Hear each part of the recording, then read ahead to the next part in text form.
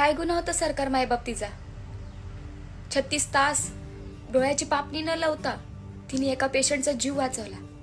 Operation थिएटरच्या बाहेर आल्यानंतर निम्म्या रात्रीचं जाऊ कुठं म्हणून स्वतःच्या दवाखान्यात सुरक्षित म्हणून थांबेल हा विचार करून तिने तिथे डुकला खाल्ला. पण डुकलाच खाताच अनेक नराधामांनी तिच्यावर अत्याचार केला. आणि फक्त अत्याचार नाही केला तर तिच्या शरीराची हाडं ना हाडं मोडले.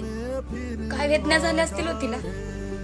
आणि आता तुम्ही जरी त्या दुश्मनांना पकडलं तर त्यांचे तोंड झाकून ठेवता. वा तुमचा कायदा. अहो इतकंच नाही घडत तुमच्या राज्यात तर दुसऱ्या दिवशी मुंबईमध्ये 4 वर्षाच्या मुलीवर बलात्कार केला. अहो ना तुमच्या राज्यात कोणती आई ना बहीण ना मुलगी सुरक्षित, ना ती घरात ना दवाखान्यात ना शाळेत सुरक्षित.